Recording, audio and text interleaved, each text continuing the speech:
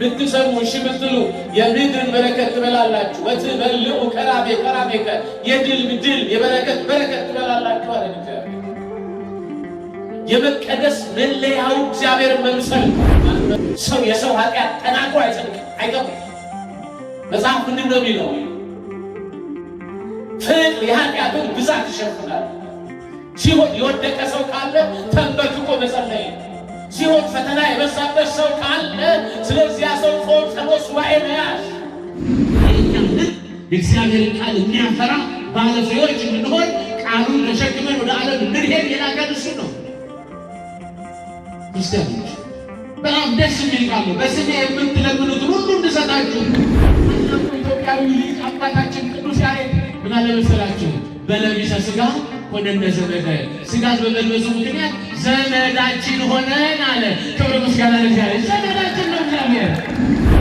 ማህበራዊ ሚዲያ ስከታተል አንዲት ሴት ልጇን እቅፍ አድርጋ ውዳሴ ማርያም ዜማ ትጫወታለች፣ መዝሙር ትዘምራለች። ለዚህ ልጅ እግዚአብሔር ሊጠብቃት ልበሉና መሰለኝ። ከዚህ በኋላ በአስኮ ደብረ ምሕረት ቅዱስ ገብርኤል ግቢ ውስጥ ካቴድራል ውስጥ የምትሰሙት ሰላም ነው። የምትሰሙት የምታዩት ልማት ነው። የምትሰሙት ጸሎት፣ ምስጋና፣ መሐሌት፣ ሰዓታት፣ ቅዳሴ፣ ስብከት ነው። እግዚአብሔር ቃል ብቻ የምትሰሙት ይሁን መቃወም በእውነት ታላቁ አባት አንጋፋው የሃይማኖታችን አምድ ጸሎተኛው ታራኒው ሊቀ ጳጳስ ብፁዕ አቡነ ቀውስጦስ ከሌሊቱ 10 ተኩል ጀምረው ይገኛሉ። እናንተን ባርከው ቀድሰው ይሄዳሉ ማለት ነው። እሁድም በዚሁ ፕሮግራም ላይ እንድትገኙ ለሁሉም እንድትነጉ ቤተሰቦቻችሁን፣ ጓደኞቻችሁን፣ ጎረቤቶቻችሁን ሁሉ ይዛችሁ መታችሁ ይህን አውደ ምሕረት ሙልት አድርገን ድምቅ አድርገን ተባርከን እንድንሄድ አባታዊ ጥሪን አስተላልፋለሁ። እንደዚሁም በዓለም አቀፍ ደረጃ አስኮ ደብረ ገነት ቅዱስ ገብርኤልን ለማስተዋወቅ ልማቱንም ሰላሙንም ለማስተዋወቅ ለዓለም ክርስቲያኖች ሁሉ ለማዳረስ በዚህ ቦታ ተገኝተው ያለምንም ክፍያ የሚያስተላልፉ ሚዲያዎችን ልጆቻችንን እግዚአብሔር አምላክ ይባርክልን። አስቀመጥናቸው ሳሙኤል ሚዲያ፣ ሳሙኤል ቲክቶክ፣ ሀብቴ ሚዲያ፣ ቤተ ሩፋኤል እግዚአብሔር ይባርካቸው፣ እግዚአብሔር ይቀድሳቸው። አመስግኑላቸው እግዚአብሔር።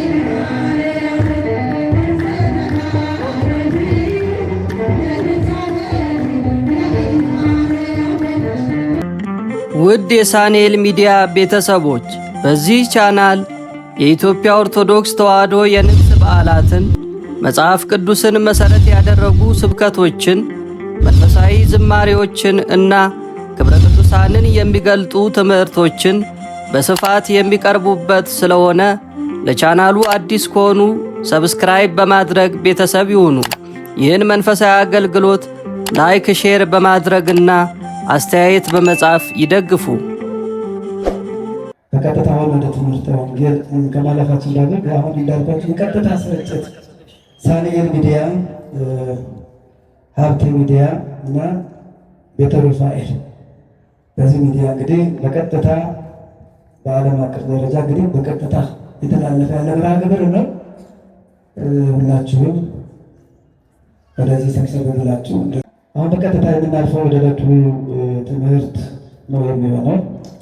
የዕለቱን ትምህርት የሚያስተምሩን የነፋስ ስልክ ላፍቶ ክፍለ ከተማ ስብከተ ወንጌል መምሪያ ኃላፊ የሆኑት እጅግ የምንወዳቸው ሊቀ ትጉሃን ደንበላሽ ቶጋ በዛ አስቸጋሪና ፈታኝ በሆነው ጊዜ 2012 ጊዜ እንደሌላችሁ ዓለም በሙሉ በተጨነቀበት ሁሉም ዓለም ጭንቀት ላይ በነበረበት ወቅት በተለያዩ ቋንቋዎች ምዕመናኑን በያሉበት በየቤታቸው ያረጋጉ የነበሩ ወንጌል ይሰብኩ የነበሩ የተለያዩ ቋንቋዎች ባለ ሀብቶች ስጦታ ያላቸው እጅግ የምንወዳቸው መምህራችን ናቸውና እንግዲህ እሳቸው ዛሬ ያስተምሩናል ማለት ነው።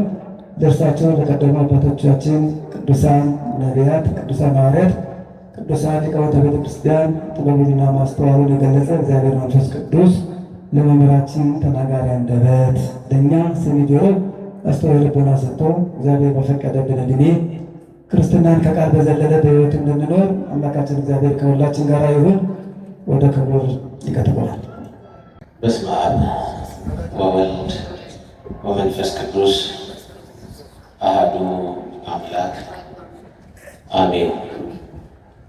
ስብሐተ መላእክት እንዘ ይብሉ በአርያም ቅዱስ ቅዱስ ቅዱስ እግዚአብሔር ጸባኦት ፍጹም ምሉእ ሰማያተ ወምድረ ቅዱሳተ ስብሐቲከ።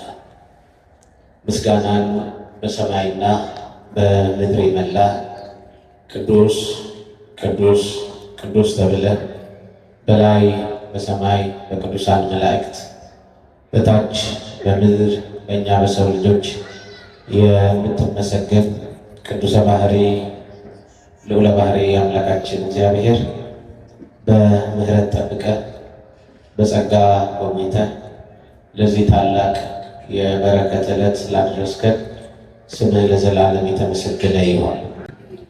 ለቃል መውረድ ለሥጋ ዕርገት ምክንያት የሆነች አፍጣኒተ ረድኤት ሰዓሊተ ምሕረት ምዕራገ ጸሎት እመ አምላክ ወላዲተ አምላክ ድንግል ማርያም ጣዕሟ ከአንደበታችን ፍቅሯ በልቦናችን ይደረብን። እጅግ የተወደዱ አባታችን መላከ ምሕረት መምህር አበበ በኢትዮጵያ ኦርቶዶክስ ተዋሕዶ ቤተክርስቲያን በአዲስ አበባ ሀገረ ስብከት የአስኮ ደብረ ገነት ቅዱስ ገብርኤል ካቴድራልና ቅድስት ኪዳነ ምሕረት አብያተ ክርስቲያናት ዋና አስተዳዳሪ፣ ክቡራን የዚህ ታላቅ ካቴድራል መምህራነ ወንጌል ሊቃውንተ ቤተክርስቲያን፣ በዝማሬ አገልግሎት ያገለገለችን እህታችን ዘማሪት መቅደስ፣ እንደዚሁም በመንፈሳዊ የዜማ መሳሪያ እግዚአብሔርን ያገለገለ ወንድማችን ዘማሪ ዘርአ ዳዊት፣ በዚህ ምሽት ለነፍሳችሁ እረፍት ለስጋችሁ በረከት ናፍቃችሁ ስጋዊ በሮቻችሁንና ደጆቻችሁን ዘግታችሁ በቅዱሱ ዙፋን በተቀደሰው መቅደስ የተገኛችሁ ኦርቶዶክሳውያን ምእመናንና ምእመናት ወራዙትና ሕፃናት ሁላችሁ እንደምን ዋላችሁ? እንደምን አመሻችሁ? እግዚአብሔር ይመስገን ብለን ስሙን እንድንጠራ አንደበታችንን ለምስጋና ሰውነታችንን ለቅድስና የጠራ የመረጠ ያከበረን ልጆቹ ያደረገን በፍቅሩ የጎበኘን በበረከቱ ያልተለየን የአባቶቻችን አምላክ እግዚአብሔር ክብር ምስጋና ይግባው። እንደ እግዚአብሔር መልካም ፈቃድ ከእኔ ጋር የምንቆይበት የመጽሐፍ ቅዱስ ሐሳብ ስለ ቅድስናና ስለ ፍሬ የምናይበት የትምህርት ክፍል ነው። የትምህርቱን መነሻ ርዕስ የምናገኘው በሮሜ ምዕራፍ 6 ቁጥር 21 ላይ ያለውን የእግዚአብሔር ቃል የትምህርታችን መነሻ አድርገን ለማየት እንሞክራለን። ልትቀደሱ ፍሬ አላችሁ ይላል። እስኪ ሁላችሁ በሉ፣ ልትቀደሱ በሉ፣ ድገሙት። ፍሬ አላችሁ። ድገሙት አንዴ። ፍሬ አላችሁ። ቅዱስ ጳውሎስ በዚህ በሮሜ ምዕራፍ 6 ላይ በጸጋና በሕግ ሰዎች እንዴት መዳን እንዳለባቸው አስፍቶ ይናገራል። የጸጋ ጥቅም በሰው ድካም እንዳልመጣ ከዚያም በተረፈ ደግሞ ሕግ መጠበቅ ከኃጢአት እንደሚጠብቅና ወደ ተሻለ ጸጋ እንደሚያመጣ እየነገረን ይመጣና ልክ ቁጥር 20 ላይ ሲደርስ የኃጢአት ባሪያዎች ሳላችሁ ከጽድቅ ነፃ ነበራችሁ ይላል። ከምን አልኳችሁ? ከጽድቅ ነፃ ነበራችሁ። ለምን? የኃጢአት ባሪያዎች ስለነበራችሁ። ክርስቲያኖች ስለ ባርነት ስናወራ የሰው ልጅ ባርነት ዓለም እንዲያውቀው እንደሚያውቀው ወይም እስራኤላውያን በግብፅ ባሪያ ሆነው የቆዩበትን ዘመን ያክል አይደለም። የነሱ ዘመን 215 ዓመት በባርነት 215 በስደት በድምሩ ስንተቀልለው 430 ዘመን በግብፅ ባርነት ቆይተው ሊሆን ይችላል። የሰው ልጅ ባርነት ግን አዳም ሕግ ከጣሰ፣ ትእዛዝ ካፈረሰ፣ ከክብር ከጎደለ፣ ከጸጋ እግዚአብሔር ከተለየ፣ ሞተ ሥጋ ሞተ ነፍስ ከተፈረደበት ጀምሮ የሰይጣን የዲያብሎስ ባሪያ ሆኖ ዘመኑን ሙሉ በስቃይ በእንግልት በመከራ ይኖር ነበር። ሊያድነው የቻለ ጻድቅ ንጹሕ ደግ አልነበረም። እነ አብርሃም እነ ይስሐቅ እነ ያዕቆብ በቅድስና ቢኖሩ እግዚአብሔርን ቢያከብሩ ቢፈሩ በምግባር በበጎ ነገር ቢዋቡ ግን የአዳምን የባርነት ታሪክ የሞትና የእንግልት ታሪክ ሊቀይሩት አልቻሉም። ክብር ይግባው። የማይታየው አምላክ ሊታይ፣ የማይዳሰሰው አምላክ ሊዳሰስ፣ ረቂቁ አምላክ በሥጋ በተዋሕዶ ሊገለጥ ጊዜው ደርሶ በአጭር ቁመት በጠባብ ደረት ተወስኖ ሞተ ሥጋ ሞተ ነፍሳችንን ሊያጠፋ ያኔ በአዳም በደል ምክንያት የመጣውን ንጹሕ ባህሪ ኢየሱስ ክርስቶስ ምንም ኃጢአት በደል ሳይኖርበት በመስቀል ላይ ተሰቅሎ የ5500 ዘመን የአዳምን ዕዳ በደል ሞትና እንግልት የቀየረልን የድንግል ማርያም ልጅ የእግዚአብሔር ልጅ ኢየሱስ ክርስቶስ ነው። ክብር ምስጋና ለእሱ ይሁን። ስለዚህ ክርስቲያን ብዙ ጊዜ ስለ ባርነት ሲነገር 3 ዓመት 4 ዓመት 6 ዓመት 40 ዓመት 20 ዓመት በጣም ቀላል ባርነት ነው። እንደ ባርነት ደግሞ አሳፋሪ ነገር የለም። ክርስቲያኖች እግዚአብሔር ደግሞ ወደዚህ ዓለም የመጣው ልጆቹ ሊያደርገን ነው። ምን ሊያደርገን አልኳችሁ? ድገሙልኝ። ልጆቹ ሊያደርገን ነው የመጣው። ምክንያቱም በአዳም ምክንያት ሞት ወደ ዓለም ቢመጣ በክርስቶስ ምክንያት ደግሞ ዘላለማዊ ሕይወት እንዳለ እየነገረን ነው ቅዱስ ጳውሎስ በዚህ ምዕራፍ ላይ በተለይ እንዲህ አለ፣ የኃጢአት ባሪያዎች ሳላችሁ ከጽድቅ ነፃ ነበራችኋልና እንግዲህ ዛሬ ከምታፍሩበት ከነገር ሁሉ በዚያን ጊዜ ፍሬ ነበራችሁ። ስለዚህ የመጨረሻው ሞት ነውና አሁን ግን ከኃጢአት ባርነት ነፃ ወጥታችሁ ለእግዚአብሔር ተገዝታችኋል ይለናል። ከኃጢአት ባርነት ነፃ ወጥታችሁ። ከምን ባርነት አልኳችሁ? ድገሙልኝ። እንደ ልምድ ያየ ነው። ከኛ ጋር እየተዋሃደ ሁልጊዜ በቅድስና እንዳንኖር የሚከለክለን መንፈሳዊ ጸጋችንን የሚቀማን ከአምላክ ጋር እንዳንስማማ የሚያደርገን ሕሊናችን እንዳይቀደስ አይምሯችን እንዳይነጻ ሰውነታችን ለእግዚአብሔር የተመቸ ቤተ መቅደስ እንዳይሆን ሁልጊዜ ኃጢአት ይፈትነናል። በዛ ፈተና ውስጥ ግን ክብር ይግባው የእግዚአብሔር ልጅ የድንግል ማርያም ልጅ መድኃኔዓለም የ5500 ዘመን የኃጢአትና የበደል ሸንኮፍና ስሩ ቆርጦ የሰው ልጆች በነፃነት እንዲኖሩ አደረጋቸው። ክብር ምስጋና ለድንግል ማርያም ልጅ ለኢየሱስ ክርስቶስ ይሁን። ስለዚህ ክርስቲያኖች ይሄንን ካለ በኋላ ነው መጽሐፉ እንዲህ ይላል፣ ለእግዚአብሔር ተገዝታችሁ ይላል። ለማን? ድገሙልኝ። ለእግዚአብሔር ተገዝታችሁ። ክርስቲያኖች ለምድራውያን ነገሥታት ባለስልጣናት አይደለም ያለ፣ ለእግዚአብሔር ተገዝታችሁ። ሰው ለእግዚአብሔር መገዛቱ የሚታወቀው ሁልጊዜ እሺ በጀ ሲል ነው። በተለይ ሰው በዚህ በ21ኛው መቶ ክፍለ ዘመን እግዚአብሔርን መስማት ያቆምበት ዘመን ነው። ማንን አልኳችሁ? እግዚአብሔርን መስማት ያቆምንበት ዘመን ነው። ይህ ዘመን ወደዳችሁም ጠላችሁም ብዙዎቻችን ይሄ የዓለም ሉላዊነቱ ከዛም አልፎ ደግሞ ቴክኖሎጂው ገዝቶን ከእግዚአብሔር ይልቅ እግዚአብሔር መቅደስ አገልጋዮችና ከነቢያቱ ከካህናቱ ከአገልጋዮቹ ከመምህራኑ ይልቅ በዓለም ላይ ያለው ነገር ልባችን እየሰረቀ ከመንፈሳዊ ጸጋ እያጎደልን ያለበት ዘመን ቢኖር ይሄ ዘመን ሰው እግዚአብሔርን እየሰማ አይደለም። ይህንን ስላችሁ እየመጣችሁ የምትሰሙትን እንዳይመስላችሁ። ጊዜ ሰጥተው ለእግዚአብሔር ክብር ሰጥተው መኳንንቱ፣ ባለስልጣናቱ እግዚአብሔርን መስማት ካልጀመሩ እውነት እነግራችኋለሁ ምድር ባለፍሬ አትሆንም። ሰው ምን ጊዜም እግዚአብሔርን መስማት አለበት። ማንን? ድገሙት። ለዚህ ነው መጽሐፍ እንዲህ አለ፣ ብትሰሙ እሺ ብትሉ የምድርን በረከት ትበላላችሁ። ወትበልዑ ከራሜከ የድል የበረከት በረከት ትበላላችሁ አለ እግዚአብሔር። ክርስቲያኖች መንፈሳዊነት ንግግር አይደለም። መንፈሳዊነት ልብስ አይደለም። መንፈሳዊነት ቀድሶ መውጣት አይደለም። ክርስቲያኖች ያ የመንፈሳዊ ሰዎች መንፈሳዊ አገልግሎት ድርሻ ነው። የመቀደስ መለያው እግዚአብሔርን መምሰል ነው። ማን መምሰል?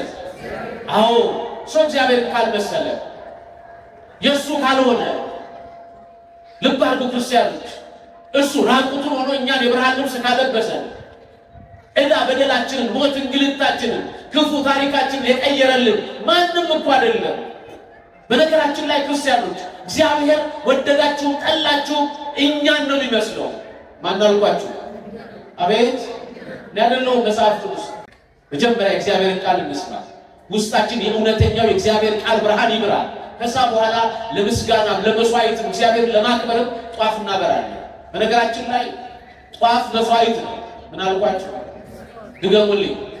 ለዚህ ነው ካህናቱ ቅዳሴው መካከል እናንተ አትሰሙትም እንጂ ተወከፍ ለነ ዘንተ ዕጣን ንጹሐ ወዘንተ ማኅቶተ ወዘንተ መስዋዕተ ወዘንተ ጸሎተ፣ ጌታ ሆይ አምላክ ሆይ ይህንን መስዋዕት ተቀበል፣ ይህንን መብራት፣ ይህንን ዕጣን፣ ይህንን መስዋዕት፣ ይህንን ጸሎት ተቀበል።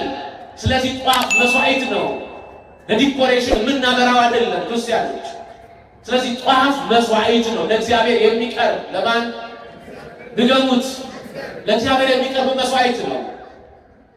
ለኦርቶዶክሳውያን ይሄ ጉባኤ ማድመቂያ አይደለም፣ ልትረዱት ይገባል። ጧፍ መስዋዕት ነው። ምንድን ነው አልኳችሁ? ለዚህ ነው ተወከፍ ለነ ዘንተ ዕጣን ንጹሐ፣ ይህንን ንጹሕ የሆነ ዕጣን ተቀበል። ወዘንተ ማኅቶተ፣ ይህንን መብራት። ወዘንተ መስዋዕተ፣ ይህንን ቁርባን የቀረበውን አቆቴቱን መስዋዕት ተቀበል። ወዘንተ ጸሎተ፣ የምናቀርበውን አቆቴት ምስጋና ተቀበል። መስዋዕት ነው። ስለዚህ ጧፉን ካበራችሁ ከጧፏን እያሽከረከራችሁ ደረሰ አልደረሰ እያላችሁ ወንጌል አትሰሙ። የጉባኤው ዓላማ ደግሞ ሰው እግዚአብሔርን ሰምቶ ትውልድ እንዲባረክ ነው። ማን እንዲባረክ? እሱን እንድንሰማ ማን ይርዳል? ስለዚህ ሰው እግዚአብሔርን መስማት ይችላል። ለዚህ ነው ጌታችን አምላካችን የቅዱስ ወንጌል ወይም የእግዚአብሔርን ሐሳብ ሲናገር ቅዱስ ጳውሎስ እንዲህ አለ፣ ለእግዚአብሔር ተገዝታችሁ። ለማን? ድገሙት። ምን ብላችሁ? ተገዝታችሁ ካለ በኋላ ምን አለ? ልትቀደሱ። ለመቀደስ መገዛት ያስፈልጋል። ለማን? አዎ ለዚህ ነው ዳዊት ተቀነዩ ለእግዚአብሔር በፍርሃት ወተሐሰዩ ሎቱ በረዓድ፣ እግዚአብሔርን በመፍራት ተገዙለት አለ። ይሄ ፍራቻ የሚባለው ይቀጣኛል ያንገላታኛል ብሎ አይደለም። ፍራቻ የሚባለው በፍቅር ነው። እግዚአብሔርን በመውደድ እግዚአብሔርን በማፍቀር ነው ሰው ለእግዚአብሔር መገዛት ያለበት። ወተሐሰዩ ሎቱ በረዓድ፣ በመንቀጥቀጣችሁ ለእግዚአብሔር በመፍራታችሁ እሱን በማምለካችሁ ደስ ይበላችሁ አለ። ስለዚህ ሰው መጀመሪያ ለማን መገዛት አለበት? ሰው ለእግዚአብሔር ሲገዛ ወደ መቀደስ ይመጣል። ወደ ምን? ወደ መቀደስ። በነገራችን ላይ ቅድስና የእግዚአብሔር ባህሪ ነው። የማን አልኳችሁ? እዚህ ነው ራሱ ባለቤቱ ኢየሱስ ክርስቶስ እኔ ቅዱስ ነኝና እናንተ በኑሯችሁ ሁሉ ቅዱሳን ሁኑ በሉ። ምን ሁኑ? ቅዱሳን ሁኑ። እግዚአብሔር ቃል ነው። ልትቀደሱ ፍሬ አላችሁ። ቅድስና የእግዚአብሔር ባህሪው ነው። እግዚአብሔር በባህሪው ቅዱስ ነው። መላእክት ያለ ድካም ቅዱስ ብለው ያመሰግኑታል። ኢትዮጵያዊው ሊቅ አባ ጊዮርጊስ ዘጋስጫ እግዚአብሔርን ቅዱስ ቅዱስ ቅዱስ እግዚአብሔር ጸባኦት አምላክን እያለ ያመሰግነዋል። ክርስቲያኖች አስተውሉ፣ ቅድስና የእግዚአብሔር ባህሪው ነው። ግን ልትቀደሱ ፍሬ አላችሁ ያለን በመገዛት መቀደስ፣ በማምለክ መቀደስ፣ ከኃጢአት በመራቅ መቀደስ፣ ንስሐ በመግባት መቀደስ፣ በመንፈሳዊ ጸጋ በመዋብ መቀደስ፣ ከኃጢአት በመራቅ እግዚአብሔርን በመፍራት መቀደስ። ይህን ቅድስና እግዚአብሔር ይፈልገዋል። ክርስቲያኖች እግዚአብሔር ቅድስናችን የሚፈልግ አምላክ ነው። ቅድስና ወደ ዘላለማዊ ጽድቅ ያመጣል። እግዚአብሔርን ወደ መፍራት ያመጣል። ስለሱ ወደ መገዛት ያመጣል። ስለዚህ ነው ለእግዚአብሔር እየተገዛችሁ ልትቀደሱ አለ። ምን ልትሉ በሉ እስኪ? ልትቀደሱ። መቀደስ መንጻት ነው ክርስቲያኖች። መቀደስ ከኃጢአት መራቅ ነው። መቀደስ እግዚአብሔርን መምሰል ነው። መቀደስ የእግዚአብሔር መሆን ነው። ክርስቲያኖች አስተውሉ። እግዚአብሔር የሚፈልገው ይሄንን ነው። ልትቀደሱ አለ። ፍሬ አላችሁ። ሰው ሲቀደስ ባለ ፍሬ ይሆናል። ምን አደከማችሁ? ዛሬ ዓመታዊ መታሰቢያ በዓል የምናከብርላቸው ጻድቁን አባት አቡነ አረጋዊንና ገብረ ክርስቶስን ተመልከቷቸው። አገር መንደራቸው፣ ትውልድ ሰፈራቸውን እርግፍ አድርገው ትተው እግዚአብሔር የሚከብርበት እግዚአብሔር ወዳለበት ከተማ በመላእክት ክንፍ በመላእክት ጀርባ ላይ ሆነው የእግዚአብሔር ሀገር የሆነችውን ኢትዮጵያን በመጎብኘት ወደ ኢትዮጵያ ለመምጣት መወሰን ሀገር እግዚአብሔር ሕግ ሀገሩ ሀገር እግዚአብሔር ሕዝቡ ሕዝበ እግዚአብሔር ነው ብሎ አምኖ ወደዚህ ለመምጣት መወሰን ይሄ ቅድስና ነው። በነገራችን ላይ እግዚአብሔርን ይዞ መውጣት ባለ ፍሬ ያደርጋል። ማን ይዞ? ድገሙት። ማንን ይዞ? ክርስቲያኖች ስትገቡ ስትወጡ እግዚአብሔር ከኛ ጋር ይሆን። አዎ እግዚአብሔር ከእናንተ ጋር እንዲሆን ስትወጡ እግዚአብሔር ይዛችሁ ውጡ፣ ስትገቡ እግዚአብሔር ይዛችሁ ግቡ። መግባት መውጣታችሁ እንቅስቃሴያችሁ ሁሉ በማን እጅ? እግዚአብሔር እጅ። ያን ጊዜ ክርስቲያኖች የሚፈታተነንን የሰይጣን አሰራር መጣል እንችላለን። ክርስቲያኖች አስተውሉ። እግዚአብሔር የሚፈልገው ይሄንን ነው። እንምጣ ወደ መጽሐፉ ሐሳብ። ልትቀደሱ ፍሬ ያላችኋል። እስኪ ስለ ፍሬና ስለ ቅድስና ቅዱስ መጽሐፍ ስንት ነገር ይነግረናል። አያችሁ፣ እግዚአብሔርን በመከተል ዛሬ በዓል ያከበርንላቸው ጻድቅ እግዚአብሔር ቅዱስ አላቸው። መጽሐፍ ቅዱሱን ስታነቡ እዚሁ ሮሜ ምዕራፍ 16 ቁጥር 11 ላይ ስትመለከቱ፣ ምዕራፍ 11 ቁጥር 16 ላይ ስትመለከቱ ታላቁ አባት እግዚአብሔር ስለ ቅዱሳን ክብር ሲናገር ስሩ ቅዱስ ከሆነ ቅርንጫፎቹ ቅዱሳን ናቸው ይላል። እስኪ ሁላችሁም ይሄን ቃል ስሩ በሉ።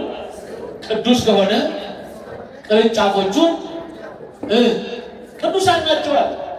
ስሩ ብለን የጠራነው እግዚአብሔርን ነው። መሰረቱ እሱ ነው። ካለመኖር ወደ መኖር ያመጣል። ክርስቲያኖች እግዚአብሔርን በመምሳል እንድንኖር ጉልበት የሆነን ቅድስናችን እሱ ነው። ለዚህ ነው ስሩ ቅዱስ ከሆነ አለ ቅርንጫፎቹ ቅዱሳን ናቸው። አዎ ለዚህ ነው ቅዱስ ዮሐንስ ወንጌላዊ በዮሐንስ ወንጌል ምዕራፍ 11 ላይ ከቁጥር 1 ጀምራችሁ ስታነቡ እንዲህ የሚል ቃል ታገኛላችሁ። አነ ውእቱ ጉንደ አረገ ወይ ወአንትሙ እጹቂሁ፣ እኔ እውነተኛ የወይን ግንድ ነኝ፣ እናንተ ደግሞ ቅርንጫፎች ናችሁ ይልና ቅርንጫፍ ከወንዱ ግንድ ጋር ካልሆነ ፍሬ ማፍራት አይችልም ይላል። እስኪ ሁላችሁ በሉ ቅርንጫፍ በሉ። አይሰማም። ከወይኑ ግንድ ካልሆነ ፍሬ ማፍራት አይችልም። አዎ ዛሬ በዓላቸውን ያከበርንላቸው ሁለቱ ቅዱሳን ከክርስቶስ ጋር ስለተጣበቁ በዓላቸው፣ ክብራቸው፣ መንፈሳዊ አገልግሎት፣ ጸጋ፣ ክብራቸው እስከ ዓለም ፍጻሜ ድረስ ይነገርላቸዋል። ለምን? ከክርስቶስ ጋር ተጣብቀው ባለ ፍሬዎች ስለሆኑ። ክብር ምስጋና ለእነዚህ ቅዱሳን ይሁን። እግዚአብሔር እንደዚህ ነው። አንተ እሱን መርጠህ ስትሄድ በቅድስና ያስውብሃል። አንተ እሱን መርጠህ ስትሄድ በክብር ይሸልምሃል። አንተ እሱን ፍለጋ ስትሄድ ያንተን ክብር እየጨመረ በምድር በበረከት በሰማይ ደግሞ በመንግስቱ ይሾመሃል። ኧረ ክብር ምስጋና ለእሱ ይሁን ለአምላካችን ለእግዚአብሔር። ደህነት አባት ነው እግዚአብሔር። ልትቀደሱ ፍሬ ያላችሁ አለ። እስኪ መጽሐፍ ቅዱስ ስለ ፍሬ ምን ይለናል? ስለ ቅድስና ምን ይለናል? ሁለተኛ ቆሮንቶስ ምዕራፍ 9 ቁጥር 10 ላይ የምትዘሩት ዘር ይሰጣችኋል፣ ያበረክትላችሁማል፣ የጽድቃችሁን ፍሬ ያድጋል። የምናችሁ ፍሬ? ድገሙት። የጽድቃችሁ ፍሬ። ክርስቲያኖች ምጮህ ካልጸደቁ ምን ያደርገኛል? አሁን ነገ ቅዳሜ ነው። ከ2 ሰዓት ጀምሮ ማህሌት እንቆማለን። ቤተክርስቲያኑን ለማድመቅ ነው ማህሌት እንቆመው። እናንተ ስልል እያላችሁ አበባውን ይዛችሁ ቤተ መቅደስ ውስጥ ተሰብስባችሁ ነጠላ ለብሳችሁ እንቅልፍ አጥታችሁ የምታድሩት እንዲያው ስርዓት ስለሆነ ነው? አይደለም፣ ለመጽደቅ ነው። ለምን አልኳችሁ? ድገሙት። ለመጽደቅ ወደ ዘላለማዊ ክብር ለመሻገር ከሚታየው ዓለም ወደ ዘላለማዊ ዓለም ለማለፍ ነው። ምክንያቱም ይሄ አገልግሎት የመላእክት አገልግሎት ነው። ይሄ አገልግሎት እግዚአብሔር የሚከብርበት አገልግሎት ነው። በነገራችን ላይ በቤተ ክርስቲያን 2 መስዋዕቶች አሉ። ስንት አልኳችሁ? ድገሙልኝ። 2 መስዋዕቶች አሉ። አንደኛው መስዋዕተ ስብሐት ይባላል። የምስጋና መስዋዕት በሉ እስኪ አቤት። ዝማሬው፣ እልልታው፣ አገልግሎቱ፣ ማህሌቱ፣ ስብከቱ መስዋዕት ነው። ለማን እንዲቀርብ? ሁለተኛው መስዋዕተ አኮቴት ይባላል። የቁርባን መስዋዕት፣ እኛና እግዚአብሔር የምንገናኝበት፣ እግዚአብሔር ከእኛ ጋር የሚዋሃድበት፣ እኛ ከእግዚአብሔር ጋር የምንዋሃድበት፣ ሥጋዬን የበላ ደሜን የጠጣ የዘላለም ሕይወት አለው ብሎ በሰጠን ሰማያዊ አኮቴት ወይም የምስጋና የቁርባን መስዋዕት ከእግዚአብሔር ጋር የምንስማማበት። ስለዚህ ቤተክርስቲያን 2 መስዋዕቶች አሉ። መጀመሪያ የምታቀርበው ግን መስዋዕተ ስብሐት ነው፣ የምስጋና መስዋዕት ነው። ለዚህ ነው ቅዱስ ዳዊት ለእግዚአብሔር የምስጋና መስዋዕት ሰውለት አለ። ለማን? የምን መስዋዕት? የማይቋረጥ ምስጋና፣ የመላእክት ምስጋና። ቅዱስ ቅዱስ ቅዱስ እግዚአብሔር የሚል የመላእክት ምስጋና፣ ስቡ ወውዱስ ዘሳረረ ኩሎ ዓለመ በአሐቲ ቃል የሚል ዓለምን በአንዲት ቃል የፈጠርክ አምላክ ሆይ አመሰግንሃለሁ የሚል የምስጋና ማዕበል ያለበት የምስጋና መስዋዕት ይቀርባል ለእግዚአብሔር። እሱ ጽድቅ ነው። እሱ እግዚአብሔር መምሰል ነው። ለዚህ ነው ቅዱስ ጳውሎስ የምትዘሩት ዘር ይሰጣችኋል አለ። የምትዘሩት ምን? ድገሙት እስኪ። የምትዘሩት ምን? እያንዳንዳችን ዘር ይሰጣል። የዘራነውን ደግሞ ያንኑ እናጭዳለን። የሰማችሁ ነው። ለዚህ ነው ቅዱስ ጳውሎስ እዚህ ገላትያ ምዕራፍ 6 ቁጥር 8 ላይ በሥጋው የሚዘራ በሥጋ መበስበስን ያጭዳል። ሲበሉት ቃሉን በሥጋ የሚዘራ በሥጋ መበስበስን ያጭዳል። ቀጠለና ምን አለ መሰላችሁ? በመንፈስ የሚዘራ እርሱ ግን የዘላለምን ሕይወት ያጭዳል። በምን የሚዘራ? በመንፈሳዊነት ዝሩ ክርስቲያኖች፣ በመንፈሳዊነት እግዚአብሔር በመምሰል። እኔ አሁን እዚህ ቆመው በዩቲዩብ እና በተለያዩ የመረጃ ፕላትፎርሞች መንፈሳዊ አገልግሎቱን የሚያሳልጡ ወንድሞች አብዛኞቹን አደንቃቸዋል። አብዛኞቹ ደግሞ ኃጢአት ፈልገው ቤተክርስቲያኒቱን ሜዳ ላይ ለማስጣት የተዘጋጁ ማህተብ ያደረጉ የቤተክርስቲያን የውስጥ ሾሆች ናቸው። እንዳይመስላችሁ ሰው የሰው ኃጢአት ተናግሮ አይጸድቅም፣ አይገባም። መጽሐፍ ምንድን ነው የሚለው? ፍቅር የኃጢአትን ብዛት ይሸፍናል። ሲሁላችሁ ፍቅር በሉ የኃጢአትን ብዛት ይሸፍናል። ስለማንዋደድ ነው በየቀኑ የቤተክርስቲያን ገበና አደባባይ ላይ ስንገልጥ የምንኖረው። እውነቱ ውሸት ግን ቤተክርስቲያንን የወደድካት የተቆረቆርክላት ይመስላል። ይማሩ መቆርቆር የለም። ክርስትና እንደዚያ ያለ ሲሆን የወደቀ ሰው ካለ ተንበርክኮ መጸለይ ሲሆን ፈተና የበዛበት ሰው ካለ ስለዚያ ሰው ጾም፣ ጸሎት፣ ሱባኤ መያዝ እሱ እኮ ነው ቅድስና። ክርስቲያኖች ባለ ፍሬ ለመሆን ስለ ሰው መጸለይና ማልቀስ ይገባል። ያንን ስናደርግ እኛ ባለ ፍሬዎች እንሆናለን። ልትቀደሱ ፍሬ ያላችሁ ቢለው መሸከም ምን ማለት አልኳችሁ? ድገሙት። አይገርምም? እኛ ልንሸከም ነው ያልቻልነውን ኃጢአት የተሸከመልን እኮ መድኃኒዓለም ነው። ክብር ለእሱ ለአምላካችን።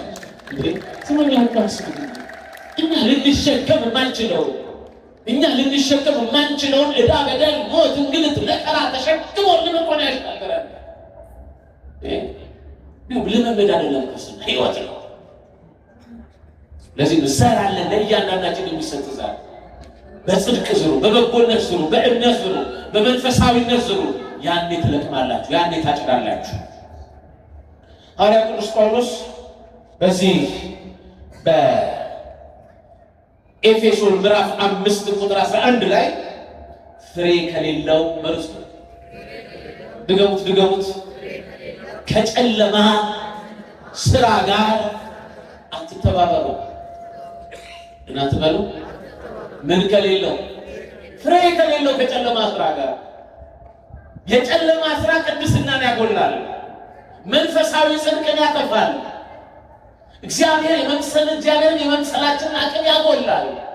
ስለዚህ ፍሬ ከሌለው አለ ፍሬ ቢስ ከሆነ ጨለማ ስራ፣ ዝሙቱ፣ ርኩሰቱ፣ ሟርቱ፣ ጥሉ፣ ክርክሩ፣ ቁጣ፣ አድመኝነቱ፣ መናፍቅነቱ፣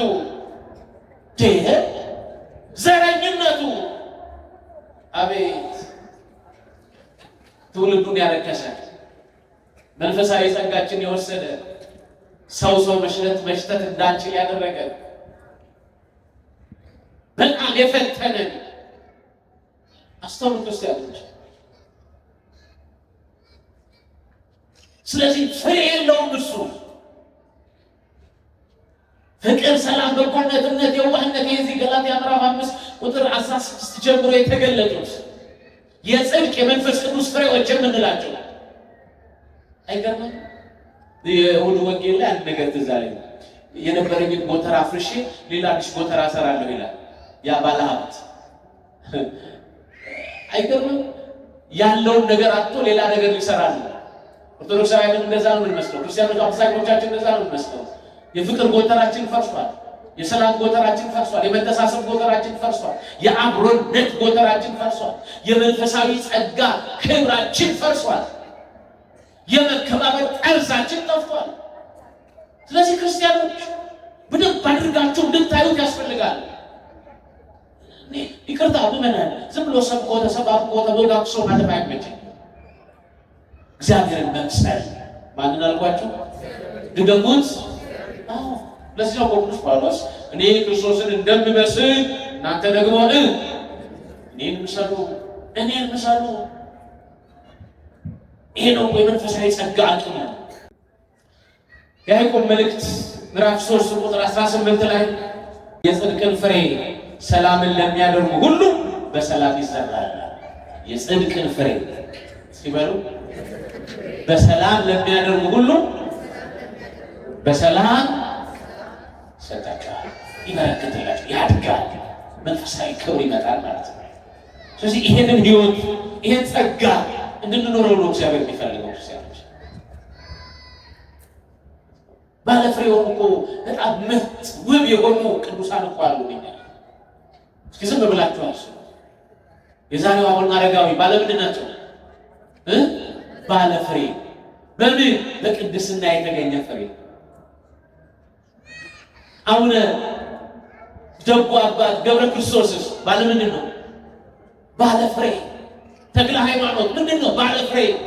አያችሁ፣ ከሱ ጋር ስለሆኑ ባለፍሬዎች ናቸው። ዓለም ፍሬ ያጣችሁ እግዚአብሔርን ስለረሳችሁ ወደን እንጣላለን። ምክንያቱም የሰበሰብነው በየሰከንዱ የሚበተንብን ከእግዚአብሔር ጋር ስላልሰበሰብን፣ ከእግዚአብሔር ጋር ስላልሆንን ነው። የፈለገ የእውቀት ጫፍ ላይ እንሆን፣ እንደ መላእክት በልሳን እናውራ፣ እንናገር፣ እንደ መላእክት የዝማሬ ጸጋ ይብዛልን። ግን እግዚአብሔርን መምሰል ካልቻልን የመቀደስ ፍሬ በውስጣችን የለም። ክርስቲያኖች ሰው እግዚአብሔርን መምሰል አለበት። በነገራችን ላይ እኛ እኮ የእግዚአብሔር ዘመዶቹ ነን። ግን እግዚአብሔር ዘመዳችን ስለሆነ ሁልጊዜ እንመካለን። ክብር ምስጋና ለሱ። ዘመዳችን ነው። ግን እግዚአብሔርን ዘመዳችን ነው ብለን አፋችንን ሞልተን ደረታችንን ነፍተን እንድንናገር ምክንያቷ ድንግል ማርያም ናት። ክብር ለወላዲተ አምላክ ይሁን።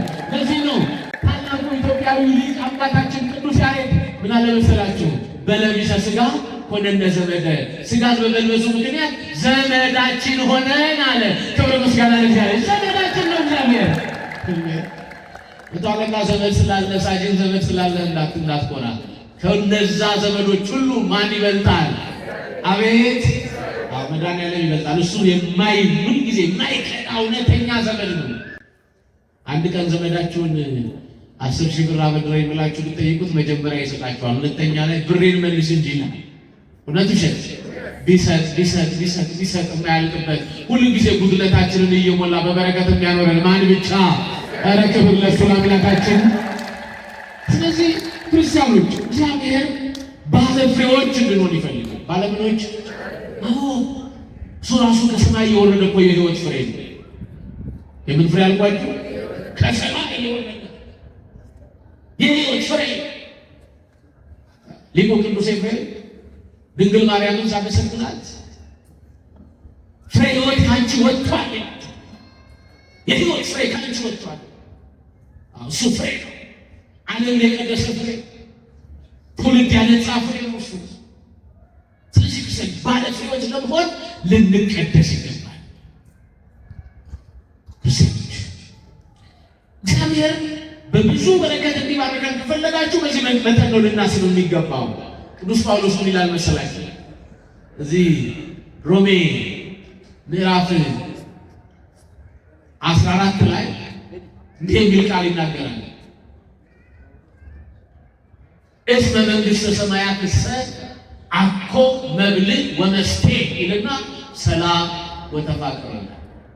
የእግዚአብሔር መንግሥት በመንፈስ ቅዱስ የሆነ ሰላምና ደስታ ነው እንጂ መብልና መጠጥ አይደለም።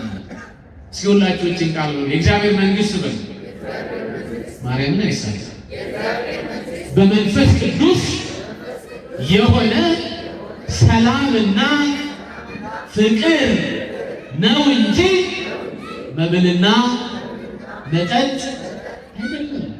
ወደ ቅድስናው ለመሻገር በመብል በመጠጥ አይቻልም። መብል መጠጥ ሆድ ይሞላ ደረት ያቀላ ይሆናል እንጂ ወደ እግዚአብሔር መንግሥት አያደርስም። የሰማችሁ ነው? አያደርስም። ሰላም ወደ እግዚአብሔር መንግሥት ያደርሳል። ፍቅር ወደ እግዚአብሔር መንግሥት ያደርሳል። እሱ የቅድስና ፍሬ ነው። እግዚአብሔርን የመምሰል ጸጋ ነው። ፍቅር ማን ነው? ፍቅር ማን ነው? እግዚአብሔር። ስለዚህ ሰው ፍቅር ሲኖረው ማን አለው? እግዚአብሔር አለው። ስለዚህ ይህንን ነው ልታስቡ የሚያስፈልገው። ለዚህ ነው ቅዱስ ዮሐንስ ወንጌላዊ በምዕራፍ 15 ቁጥር 16 ላይ እንዲህ አለ፣ በስሜ የምትለምኑትን ሁሉ እንድሰጣችሁ ልትሄዱና ፍሬ ልታፈሩ ሾሚያችኋለሁ ይላቸዋል። አገልጋዮች ነው ልትሄዱ ፍሬ ልታፈሩ ሾሚያችኋለሁ። በቅድስና ልትሄዱ፣ በመንፈሳዊ አገልግሎት ልትሄዱ፣ ቃሉን ተሸክማችሁ ልትወጡ፣ ባለ ፍሬዎች ልትሆኑ ሾሚያችኋለሁ። ስለዚህ በቤተክርስቲያን የተሾሙ ሰዎች ልናገለግል ልናፈራ ነው። ዘረቆርጥ ምንድን ነው? የሰማችሁ ነው? አንዳንድ መሬት አለ ዘረቆርጥ ዘር ይዘራበታል፣ ፍሬ የማያመጣ።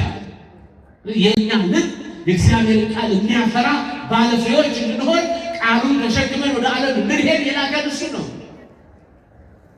ክርስቲያኖች በጣም ደስ የሚል ቃል ነው። በስሜ የምትለምኑትን ሁሉ እንድሰጣችሁ ነው። የምትለምኑትን፣ የምትጸልዩትን፣ የምትማጸኑትን ነገር ልታገኙ አለ። ፍሬ ልታፈሩ ሾሚያችኋለሁ። ምን ልታፈሩ? ባለ ፍሬዎች፣ ባለ ትዳሮች፣ ባለ ፍሬዎች እንድትሆኑ ይፈልጋል እግዚአብሔር። ይሄ ማለት ወልዶ በሳም ብቻ አይደለም። ልጆቻችሁን በእውቀት በጥበብ በሞገስ እግዚአብሔርን በመፍራት ሥጋ ወደሙ በመስጠት እናንተማ አሁን ተበላሽተናል። በጣም እኮ ተበላሽተናል እንዴ! ልጆቹ ዝም እንዲሉ ሞባይል እንሰጣቸዋለን፣ እኛ ስራችን እንሰራለን ነው ትሸጥ ከዛ እናንተንም አያውቃችሁም፣ እናንተም አታውቁትም። እሱ የት ደርሶ ወዴት እንደሚመለስ አታውቁትም። በኋላ ሲያመልጣችሁ ነው የሚገባችሁ።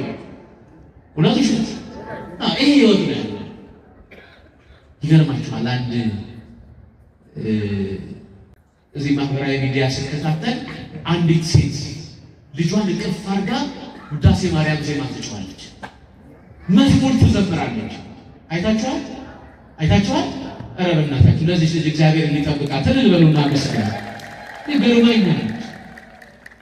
እኔ ቤት ይሄ ታሪክ የለም። ይገርመኛል። ለካ እግዚአብሔር ድብቅ የሆነ የራሱ የሆኑ ሰዎች አሉት። አያችሁ፣ ሙዚቃ እየሰማ የሚያድግ ልጅ አይደለም ይሄ ልጅ። የማንን ቃል?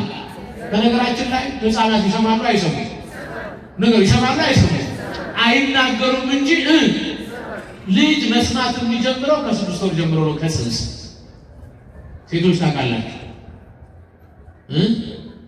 የባላችሁ ድምፅ ከውጭ ሲሰማ ጽንሱ ይረግጣችኋል። ሆናችሁ እውነቱ ሸት የወለዳችሁ ታውቃላችሁ።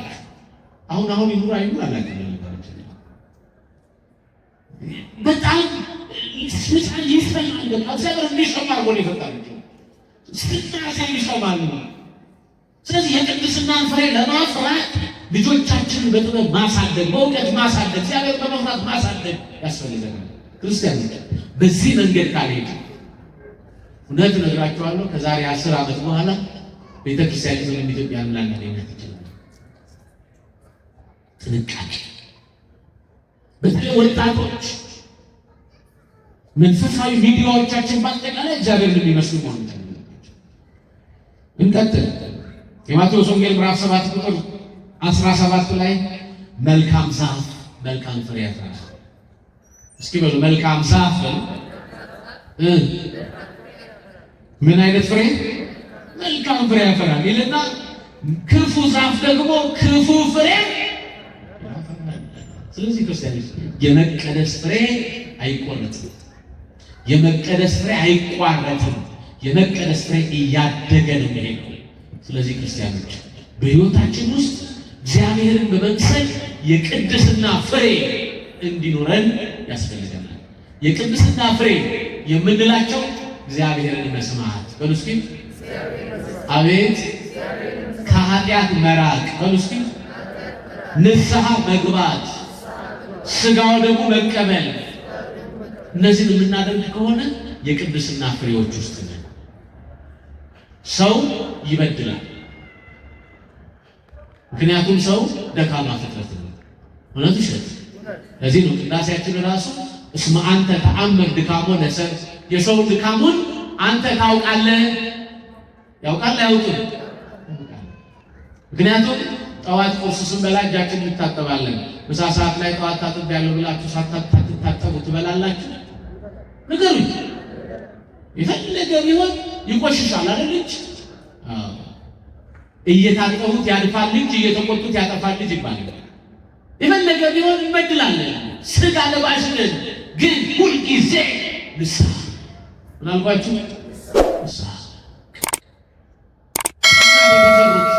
አገልጋዮች የተለዩት በክህነት አገልግሎት የተሰማሩ መንፈሳውያን አበው የተዘጋጁት ሰው በቅድስና ሕይወት እንዲኖር የሰውን ድካም እግዚአብሔር ስለሚያውቅ ካህናት የሚባሉ ወደ እግዚአብሔር መንግሥት ሊያቀርቡ የሚችሉ እንደራሴዎችን እግዚአብሔር አስቀምጠዋል። ክብር ምስጋና ለእሱ ይሁን። ምክንያቱም እንድንጠፋ አይፈቅድም። ምን እንድንል አይፈቅድም? እንድንጠፋ አይፈቅድም። ልትቀደሱ ፍሬ አላችሁ። ያስተማረን የመከረን የአባቶቻችን አምላክ እግዚአብሔር ክብር ምስጋና ይግባው። በቸርነት የጠበቀን በሕይወት ያገዘን ጎደሏችንን የሞላ በመቅደሱ የሰበሰበን እግዚአብሔር አምላክ ክብር ምስጋና ይግባው። እጅግ ደስ ብሎኛል። ብዙ ጊዜ አስተዳዳሪዎች የማታ ጉባኤ ላይ ለመገኘት ድሉን አግኝቼ አላውቅምና ዛሬ በጣም ደስ ብሎኝ ነውና በእውነት መልአከ ምሕረት እንዲህ ነው ክህነት፣ አባትነት፣ መሪነት እንዲህ ነው። እግዚአብሔር አምላክ ያገለገሉት ከጥንት ጀምሮ ወደዚህ መንፈሳዊ ከፍታ ያመጣዎት አምላኩ በዚህ መንፈሳዊ ጸጋ እንዲጠብቆት እግዚአብሔርን እንማጸናለን። በእውነት እዚህ ታላቅ ካቴድራል ላይ ደግ መልካም አባቶች አሉ። ስርዓተ ቤተክርስቲያን ያከበሩ፣ በሃይማኖት የሚኖሩ፣ እግዚአብሔርን በመፍራት የሚኖሩ፣ ግን በፈተና ውስጥ ሁሉ እያሉ እግዚአብሔር የሚያከብራቸው የሚወዳቸው አባቶች አሉ። መምህራኑን፣ አገልጋዮቹን፣ አበው መነኮሳቱን፣ ካህናቱን ሁሉ እግዚአብሔር አምላክ ይጠብቅልን፣ ይቆየን። ወስብሐት ለእግዚአብሔር።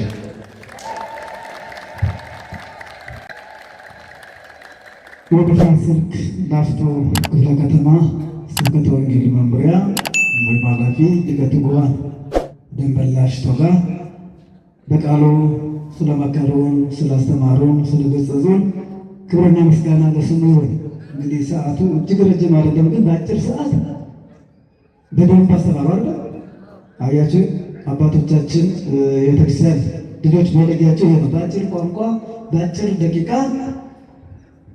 ማስተላለፍ ያለባቸውን መንፈሳዊ የሆነውን ነውና ያስተላለፍልን። እግዚአብሔር አምላክ የአገልግሎት ዘመናቸውን ይባርክልን። እግዚአብሔር ቃልዎት ያሰማልን በላቸው። ቃልዎት ያሰማልን፣ ቃልዎት ያሰማልን።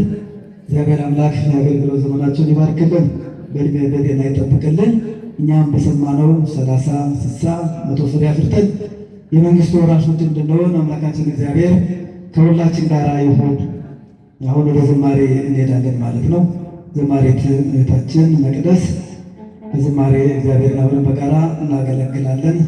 ወደ ዝማሬ ተታችን መቅደስ በድጋሚ እንደምናመሻችሁ። አሜን። እግዚአብሔር ስሙ ዛሬም ዘወትር የተመሰገነ ይሁን።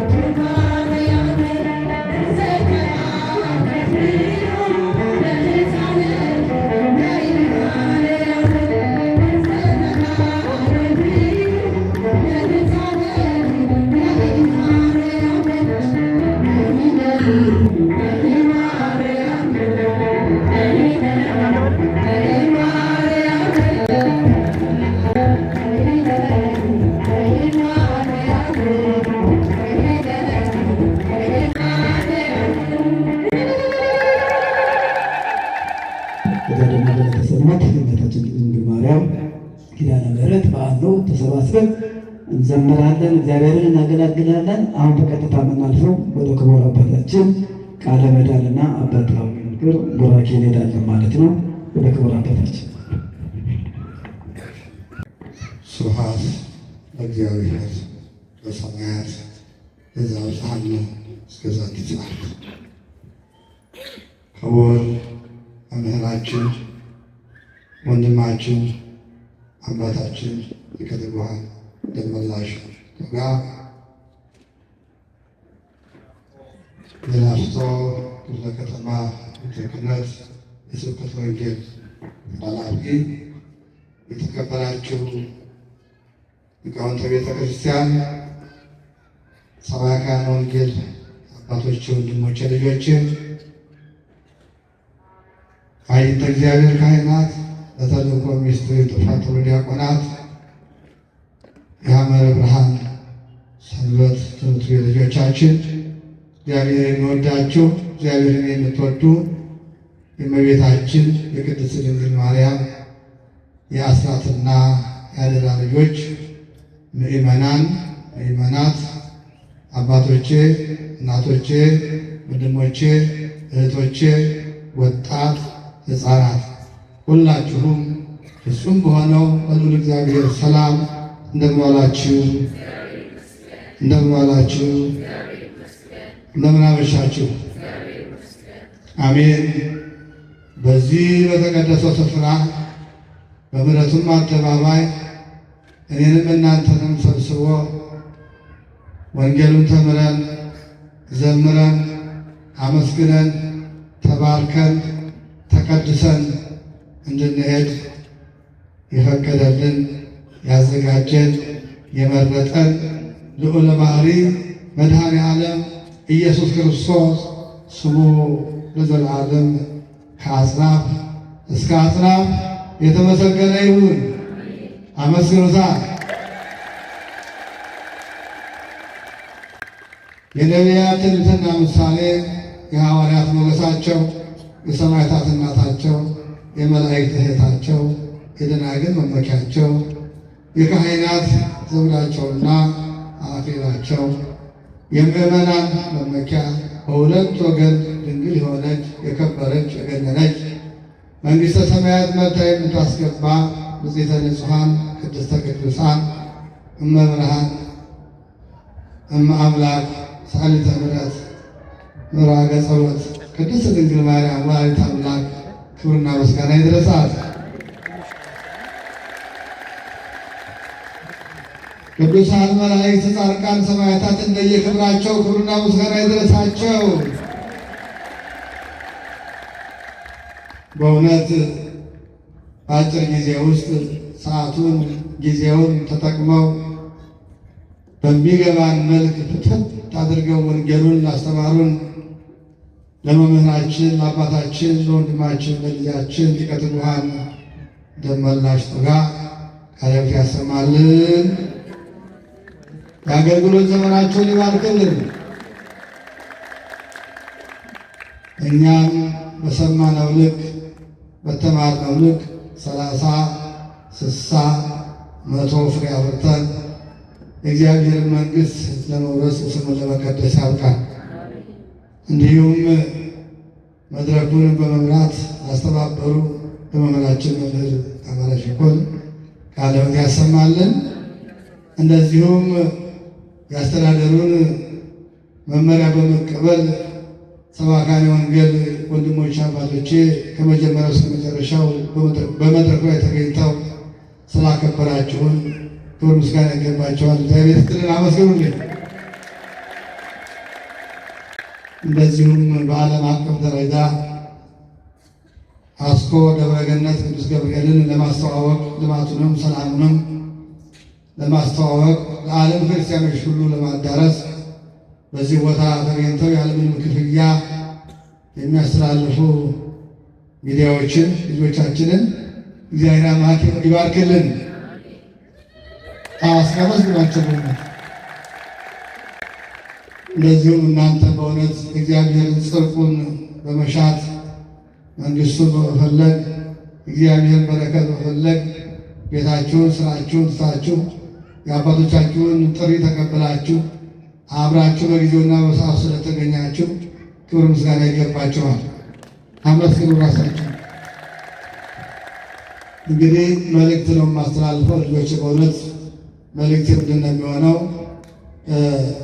ከዚህ በፊት የነበረው በአስኮ ገብረ ምሕረት ቅዱስ ገብርኤል ካቴድራል ግቢ አንዳንድ ይናፈስ የነበረው ያልሆነ የጎሸ ነገር ሁሉ አሁን ተወግዶ ሰላም ሰፍኖ ልማቱ ቀጥሎ በረከቱ ሞልቶ ማህበረ ካህናቱ በአንድነት እየዘመረ እያገለገለ ልማት ኮሚቴው ልማቱን እያስተባበረ በጎ አድራጊዎችም በጎ እያደረጉ እናንተም በሰላምና በጤና እየመጣችሁ ጸሎታችሁ እየጸለያችሁ እግዚአብሔር እየለመናችሁ ትገኛላችሁና ይሄንን ሰላም ይሄን ልማት ይሄን አንድነት እግዚአብሔር አምላክ እንዲያስቀጥልልን ጸሎታችሁ እንዳይለየን አባታዊ ምክሬ ነው።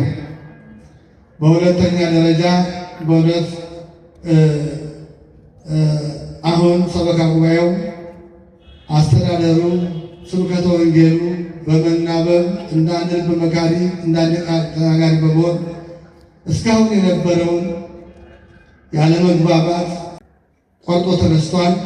ጸሎታችሁ ያግዘን። ከዚህ በኋላ በአስኮ ደብረ ምሕረት ቅዱስ ገብርኤል ግቢ ውስጥ ካቴድራል ውስጥ የምትሰሙት ሰላም ነው።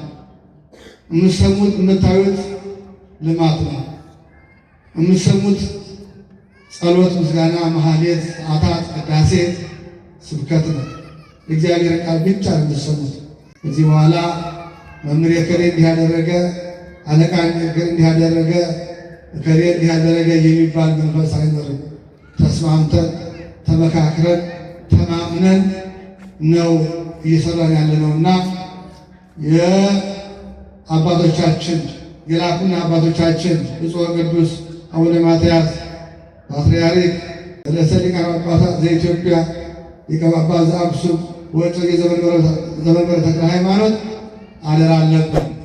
እንዲሁም ብፁዕ አቡነ ሕርያቆስ የአዲስ አበባ ሀገረ ስብከት የስልጤና የሀገረ ስብከት ሊቀ ጳጳስ የቅዱስ ሲኖዶስ አባል የእሳቸውም አደራ አለብን። እንደዚሁ የማኅበረ ካህናትም አደራ አለብን። የእናንተም እምነት አለብን። አምናችሁን አባታችን ወንድማችን ደብሩን ካቴድራሉን ሰላሙን አስፍኖ ልማቱን አስቀጥሎ እኛ በሰላም እንዘምርበት ዘመንና ጊዜ ወይም በጎ ስራ የስራ ብላችሁ አምናችሁ ተቀብላችሁናል። በዚህ መንገድ እምነታችንን ተቀብለን አደራችንን ለመወጣት ቆርጠን ተነስተናል። እግዚአብሔር የተመሰገነ ይሁንና ይሄ ስራችን እንዲከናወን ጸሎታችሁ አግዘን፣ ሀሳባችሁ ይርዳን፣ ጉልበታችሁ አይለየን፣ ገንዘባችሁ አይለየን። ከዚህ በተረፈ ጆሮአችሁን ለሰላም ዓይናችሁን ለበጎ ነገር እግራችሁ ወደ በጎ መልካም ነገር እንዲመጣ ነው የኛ ሀሳብና እቅድ። በዚሁ መሰረት ተነሳስተን ከዚህ በመቀጠል ጉባኤው በጣም እየሰፋ እየተማር እያወቀን እየተረዳን ካልሆነ ቦታ ተመልሰን በመቅደሱ ወደ ምሕረቱ ተሰብስበን እግዚአብሔርን እናመሰግን ተዘጋጅተናልና በዚሁ መልከት ዛሬ እንግዲህ ትናንትና የሐመረ ብርሃን ሰንበት ትምህርት ቤት ጉባኤ ነበረ። ዛሬ ደግሞ ሰበካ ጉባኤውና አስተዳደሩ ስብከተ ወንጌሉ በአንድ ላይ በመናበብ ከ14 እስከ 16 ዓለም አቀፍ የሆነ ጉባኤ እንዲካሄድ ወስነናል። በዚህ መሰረት ይኸው ዛሬ ተጀምሯል። ነገም ይቀጥላል። ከነገ ወዲያም በ16 ይቀጥላል። እሁድም ጠዋት በእውነት ታላቁ አባት አንጋፋው የሃይማኖታችን አምድ ጸሎተኛው ታራሚው ሊቀ ጳጳስ ብፁዕ አቡነ ቀውስጦስ ከሌሊቱ 10 ተኩል ጀምረው ይገኛሉ። እናንተን ባርከው ቀድሰው ይሄዳሉ ማለት ነው። እሁድም በዚሁ ፕሮግራም ላይ እንድትገኙ ለሁሉም እንድትነጉ ከብፁዕ አባታችን በእውነት እንድትባረኩ። ታላቅ አባት ናቸው። የበረከት አባት ናቸው። በረከታቸውን እንዳያመጣችሁ ልጆቻችሁን፣ ቤተሰቦቻችሁን፣ ጓደኞቻችሁን፣ ጎረቤቶቻችሁን ሁሉ ይዛችሁ መጣችሁ ይህን አውደ ምሕረት ሙልት አድርገን ድምቅ አድርገን ተባርከን እንድንሄድ አባታዊ ጥሪን አስተላልፋለሁ። ከሰዓትም እንደዚሁ ልክ 11 ሰዓት 10 ሰዓት አካባቢ ተገናኝተን የመጨረሻውን ጉባኤ እናካሄዳለን። እግዚአብሔር ከፈቀደልን ለማታው አንድ ብፁዕ አባት እከሌ ማለላቸው እንጋብዛለን። እግዚአብሔር ይርዳል። ልጆች በዚሁ መንገድ እንግዲህ እንዳንድ ልብ መካሪ እንዳንድ ቃል ተናጋሪ በመሆን የካቴድራሉን ሰላም እኔ የሚያሳስበው የሰላም ጉዳይ ሰላም ብቻ ነውና ሰላም ጥሩ ነው። ልጆች ለቦታችን ሰላም ነው፣ ለሀገራችን ሰላም ነው፣ ለአካባቢው ሰላም ነው፣ ለጤናችን ሰላም ነው የሚወደውና ሁላችንም ስለ ሰላም እንድንዘምር አባታዊ ጥሪዬን አስተላልፋለሁ። ልጆች እግዚአብሔር ይባርካችሁ፣ እግዚአብሔር ይቀድሳችሁ፣ ጸጋውን ያብዛላችሁ። እንደዚሁ እንዲህ እንደተሰበሰብን ኋላም በደብረ ጽዮን እግዚአብሔር አምላክ ይሰብስበን። እመቤታችን ታማለ መልአኩ ቅዱስ ገብርኤል ይርዳል። በእውነት በወንጌል በማስተማር በዝማሬውን በመዘመር እኛም በመቀበል በልልታ በጭብጨባ ሁላችንም ሚዲያውን ጭምር አንድ ላይ ነውና ለእግዚአብሔር መስዋዕት ቅድም ብለውታል። ሁሉ ነገር መስዋዕት ነው የቀረበውና መስዋዕታችንን ተቀብሎ እግዚአብሔር አምላክ ለሀገራችን ሰላም ለሕዝባችን በረከት ይላክልን። ልጆች እንግዲህ እግዚአብሔር አምላክ የልባችሁን መሻት ያውቃልና ከኃጢአት በቀር የልባችሁን መሻት ሁሉ ይፈጽምላችሁ። የራቀውን ያቀርብላችሁ፣ የከበደውን ያቅልላችሁ፣ የተጣመመውን ያቃናላችሁ። የረገጣችሁን ተጨብጣችሁ ሁሉ ተባረከ ይሁን። ክፉ ነገር አይንካችሁ። ዘመናችሁ ሁሉ ቡሩክ ይሁን። የጎደለው ይሙላ። እግዚአብሔር አምላክ ልጆቻችሁን ይባርክላችሁ። ረጅም ዕድሜ ከጤና ጋር ያድላችሁ። ክፉዎችን እግዚአብሔር አምላክ ልባቸውን ይመልስላችሁ፣ በጎችን ያብዛላችሁ። እመቤታችን ቅድስት ድንግል ማርያም የጭንቅ አማላጇ የእናት አማላጅ ፊት አያስመልስምና አንገት አያስቀልስምና እናንተም አታውቁትም እሷም የምታውቀውን ከልጇ ከወዳጇ አማልዳ ጤና ከሆነ ጤናችሁን ትመልስላችሁ፣ በረከት ከሆነ በረከት ታሰጣችሁ፣ እድሜ ከሆነ እድሜያችሁን ረጅም ታደርግላችሁ፣ ትዳር ከሆነ ትዳር ትስጣችሁ፣ ትዳር ያገኛችሁ ልጅ ይስጣችሁ፣ ልጅ አጣችሁ ልጅ ይስጣችሁ፣ ልጆቻችሁ ይባረኩ። በአጠቃላይ ቅዱስ ገብርኤል በእውነት የምታውቁት የደስታ ምሳሌ መልአክ ሁልጊዜ የሰውን ልመና ወደ እግዚአብሔር የእግዚአብሔር ልመና ምሕረት ወደ ሰው ልጆች ተላልኮ መልስ የሚያመጣ ገናና መልአክ ነው እና በጆሮአችሁ፣ በልባችሁ፣ በቤታችሁ፣ በሕሊናችሁ ሁሉ በጎ ነገር ያሰማችሁ። እቅፍ ድቅፍ አድርጎ በሰላም ወደ ቤታችሁ ይመልሳችሁ። በእውነት ከትጓን ያድስት አመስግኑ። ሊቀትጓን ያድስት አገልግሎት የሆኑ ባልክን ጸጋውን ያብዛለት። እግዚአብሔር አምላክ ልጆች እንዲህ አሏት። ቤተክርስቲያናችን ልጆች አላት። እግዚአብሔር በእውነት ረጅም ዕድሜ ከጤና ጋር ያድልልን። ማንማናቸው እንዲሆን ሚዲያዎቹ ልጆቹም በእውነት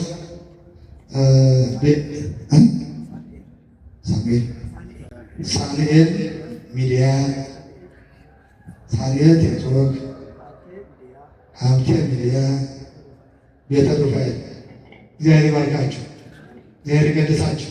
አመስግኑላችሁ እግዚአብሔር መስገን የተጠቃቸው ልጆችን ዘመናችሁ የተባረከ ይሁን። አሰባችሁት ቦታ ሁሉ ያድርሳችሁ። የለመኑትን የማይነሳ የነገሩትን የማይረሳ የፍቅር ባለቤት የሰላም ንጉሥ መድኃኔ ዓለም ኢየሱስ ክርስቶስ ሰላሙን ለሀገራችን በረከቱን ለሕዝባችን ይላክልን ይላክልን ይላክልን። ስሙን እንጥራው እናመስግነው። አባታችን ሆይ በሰማያት የምትኖር ስምህ ይትቀደስ፣ መንግሥትህ ትምጣ፣ ፈቃድህ በሰማይ እንደሆነች እንዲሁም በምድር ትሁን።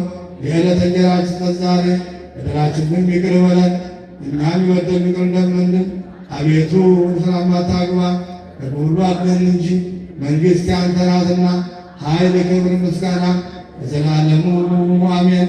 የቤታችን ቅድስት ድንግል ማርያም ሆይ በመልአኩ በቅዱስ ገብርኤል ሰላምታ ሰላም እንልሻለን። በሐሳብሽ ድንግል ነሽ፣ በሥጋሽም ድንግል ነሽ። አሸናፊ እግዚአብሔር እናት ሆይ ሰላምታ አንቺ ይገባሻል። ከሴቶች ሁሉ ተለይተሽ አንቺ የተባረክሽ ነሽ፣ የማኅፀንሽም ፍሬ ቡሩክ ነው። ጸጋን የተመላሽ ቅድስት ሆይ ደስ ይበልሽ፣ ልዑል እግዚአብሔር ከአንቺ ጋር ነውና የተወዳጁ ልጅሽ ከጌታችን ከመድኃኒታችን ከኢየሱስ ክርስቶስ ዘንድ ምሕረትና ምሕረትን ለምኝልን ኃጢአታችንን ያስተሰርይልን ዘንድ ለዘላለሙ አሜን። ጌታችን አምላካችን መድኃኒታችን ኢየሱስ ክርስቶስ የካህናት አለቃ ኃጢአትን የሚያስተሰርይ ይቅር ባይ አባቶቻችን ሐዋርያት ስልጣነ ክህነትን የሰጣችሁ ከልጅነት እስከ እውቀት የሠራችሁትን ኃጢአት ሁሉ አስተሰርይላችሁ። አባቶች ካህናት፣ ወንድሞች ዲያቆናት፣ ከዚህም ቅዱስ ስፍራ የተሰበሰባችሁ ሕዝበ ክርስቲያን ወንዶችም ሴቶችም ሁላችሁም በየስማችሁ ከኃጢአት ማሰሪያ የተፈታችሁ ንጹሐን ሁኑ። እኔንም እናንተንም ለመንግሥተ ሰማያት የበቃን የተዘጋጀን ያደርገን ዘንድ 12 ጊዜ እግዚኦ መሐረነ ክርስቶስ ብለን እንለምነው። እግዚኦ መሐረነ ክርስቶስ ስለ እናቱ ስለ እናታችን ስለ ቅድስት ድንግል ማርያም ብሎ ይቅር እንዲለን 12 ጊዜ በእንተ እግዝእትነ ማርያም ብለን እንለምነው። በእንተ እግዝእትነ ማርያም መሐረነ ክርስቶስ እግዚአብሔር አብ ጸጋ፣ እግዚአብሔር ወልድ ፍቅር፣ እግዚአብሔር መንፈስ ቅዱስ አንድነት የእመቤታችን የቅድስተ ቅዱሳን የንጽሕተ ንጹሐን ቅድስት ድንግል ማርያም አማላጅነት የቅዱሳን መላእክት ጠባቂነትና ተራዳኢነት የጻድቃንና ሰማዕታት ጸሎት ከሁላችን ጋር ይድር። አውቀን በድፍረት ሳናውቅ በስህተት አፋችን ያፈረውን ልባችን የደፈረውን በልጅነት እስከ እውቀት የሠራነውን ኃጢአት ሁሉ ማይሠራ ኃጢአት እግዚአብሔር ይፍታ። እሾህ ሳይወጋችሁ እንቅፋት ሳይመታችሁ በረከቱን ይዛችሁ በሰላም በጤና በደስታ ወደ የቤታችሁ ይመልሳችሁ። ውድ የሳንኤል ሚዲያ ቤተሰቦች በዚህ ቻናል የኢትዮጵያ ኦርቶዶክስ ተዋሕዶ የንግስ በዓላትን፣ መጽሐፍ ቅዱስን መሠረት ያደረጉ ስብከቶችን፣ መንፈሳዊ ዝማሬዎችን እና ክብረ ቅዱሳንን የሚገልጡ ትምህርቶችን በስፋት የሚቀርቡበት ስለሆነ ለቻናሉ አዲስ ከሆኑ ሰብስክራይብ በማድረግ ቤተሰብ ይሁኑ። ይህን መንፈሳዊ አገልግሎት ላይክ፣ ሼር በማድረግና አስተያየት በመጻፍ ይደግፉ።